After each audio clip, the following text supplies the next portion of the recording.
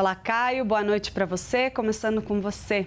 O Brasil deveria mediar o conflito entre Guiana e Venezuela? Boa noite, Clarissa. Boa noite, doutor Zé Eduardo. Boa noite à nossa audiência. Sim, Clarissa, na verdade, sobram motivos, para que o Brasil se empenhe na solução pacífica, numa solução justa dessa crise que, diga-se de passagem, foi fabricada pelo ditador Nicolás Maduro.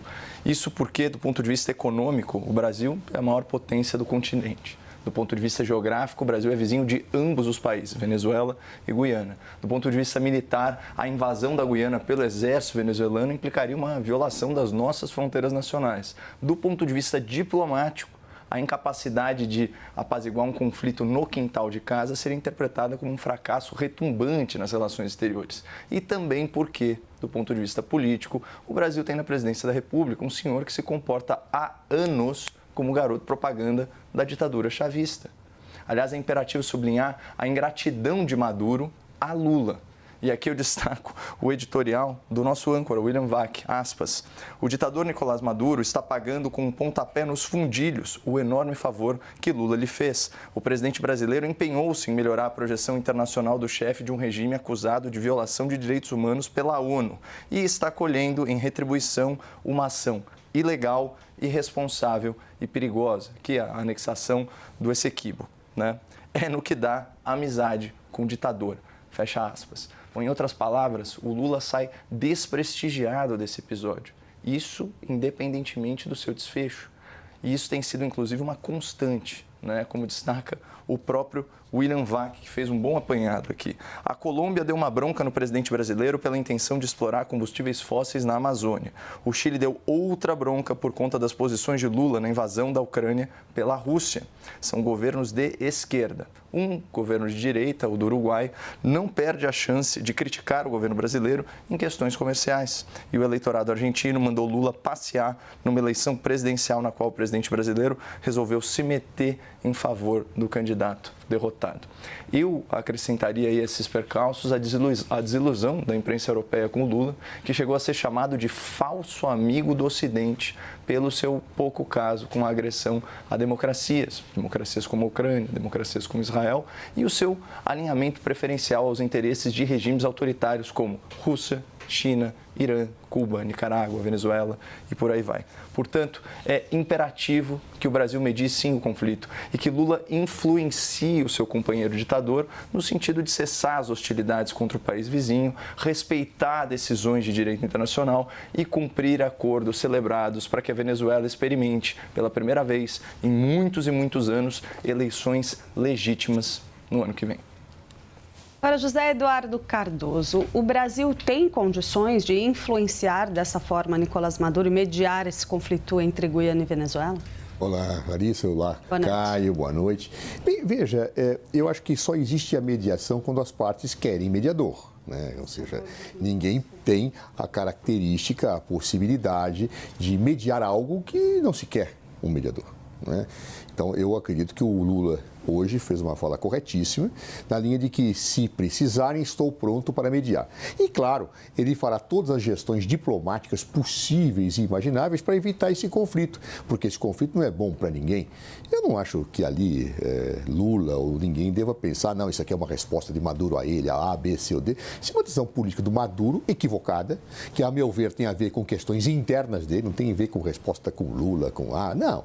É uma questão interna dele e que absolutamente equivocada, errada, que não é boa para ninguém, não é boa para o Brasil, não é boa para a Venezuela, não é boa para a Guiana, em síntese. E o Brasil tem uma posição, sim, estratégica para mediar, não porque está desacreditado, porque senão não teria, mas porque está acreditado. Ou seja, o Brasil tem hoje um protagonismo internacional extremamente positivo após um grande período de marasmo.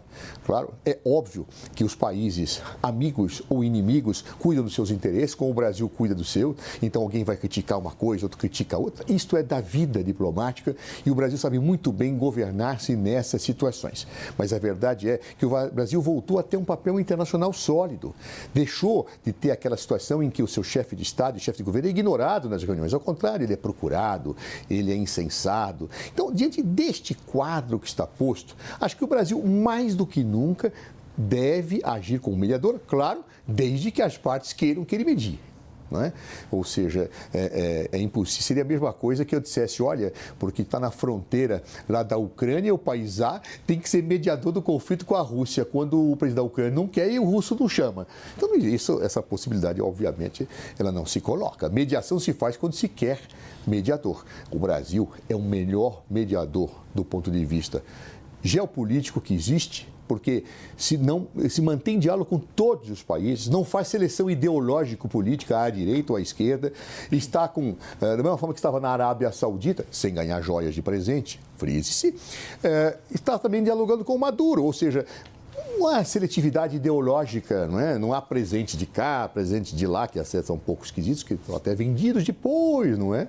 Então, dentro dessa situação toda, acho que a posição do presidente Lula da Silva é rigorosamente a melhor para mediar. Mas, insisto, mediador só age quando as partes querem mediação.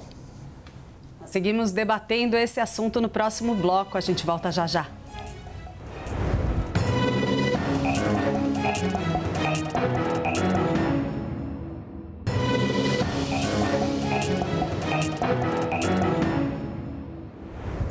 O grande debate está de volta e seguimos falando sobre a tensão entre Venezuela e Guiana.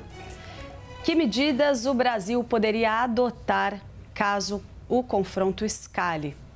Zé Eduardo Cardoso, por favor. A primeira delas, o Brasil já tomou uma preventiva dizendo, estou aqui para mediar. Se as partes quiserem, estou a postos. Segundo, o Brasil não pode permitir que as suas fronteiras sejam violadas numa guerra como esta. Então, também já tomou medidas preventivas, fazendo um deslocamento preventivo de tropas para a região. E, claro, eu conhecendo a vida, como ela funciona, o corpo diplomático brasileiro já deve estar agindo de forma muito clara naquele que é o mundo da diplomacia, contactando países da América do Sul, outros países, para evitar que esse conflito escale.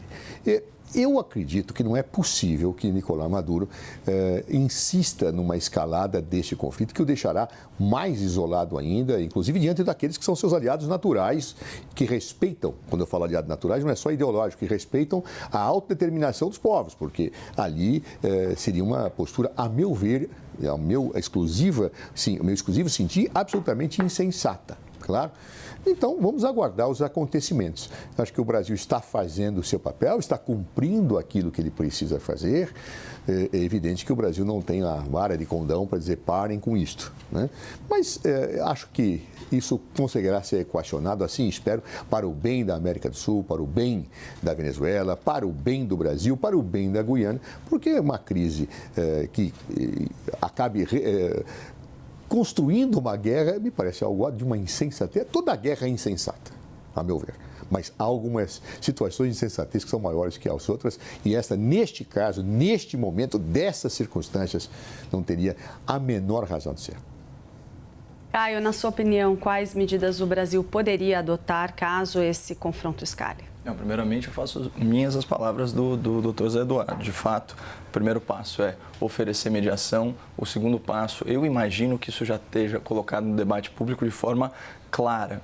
Eu não sei também, é complexo, né, medir qual a ênfase ideal disso, mas deixar bem claro que será rechaçada qualquer violação às fronteiras nacionais, inclusive com mobilização de tropas e blindados, né? Se não me engano, aí uma mobilização expressiva, né, de mais de 20 tanques para a região de fronteira. Inclusive, um dado interessante, porque nós já começamos a ver, inclusive, repercussões econômicas, né, absolutamente deletérias e desnecessárias por causa dessa crise artificialmente inflada. Agora, outras coisas. E aqui, simbolicamente, isso é muito importante. Não estabelecer uma equivalência moral entre as partes. Então, sim, é preciso buscar o diálogo, é preciso propor a mediação, mas tem que ficar muito claro no debate público, inclusive nas conversas de caráter diplomático, que não tem cabimento, que claramente existe uma parte hostil, né, que está propondo uma insensatez, como bem colocou o Zé Eduardo, né, até porque a gente só tem uma potencial agressora nessa contenda, que é a Venezuela. Esse é um ponto. O segundo ponto é que Lula, né, o mediador, ou enfim, os poderes envolvidos, as partes envolvidas, né, os stakeholders, que eles assegurem a aplicação do direito internacional. Existe uma decisão, né, do Tribunal da Corte Internacional de Haia, um órgão aí vinculado à Organização das Nações Unidas, que determinou não apenas que não era para ter sido, que aquele referendo foi feito à revelia, né, da melhor lei internacional, mas também que nenhum ato de hostilidade é legítimo neste momento.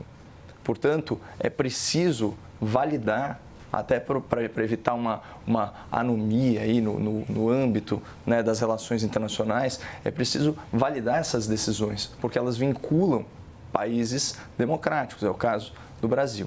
Esse é outro ponto. E, finalmente, eu acho que essa é uma oportunidade incrível para instar o ditador Nicolás Maduro a cumprir o que ele acabou de pactuar no Acordo de Barbados. Inclusive com um grande esforço diplomático do Brasil para a derrubada de sanções econômicas, tendo em contrapartida a promessa alvissareira de que as próximas eleições na Venezuela seriam minimamente limpas, né? Ou seja, com observadores internacionais, com reconhecimento das primárias da oposição, e por enquanto nada disso se verifica. Pelo contrário, é convocado, né, uma consulta popular, né, um referendo, e nesse referendo a gente tem um resultado favorável à tese governamental na ordem de 96%, com um comparecimento expressivo de mais de 50% do eleitorado, o que foi visto por muitos com desconfiança, porque não tem nenhum processo de auditoria ou de validação ou de conferência internacional desses resultados, né, do processo do processo eleitoral venezuelano. Então, esses pontos são fundamentais. Se a coisa realmente escalar, o Brasil tem uma série de medidas aí para serem implementadas, mas também eu concordo, tendo a concordar com o Zé Eduardo, seria muito prejudicial a uma posição de um ditador que já está fragilizado se ele insistir nessa marcha da insensatez.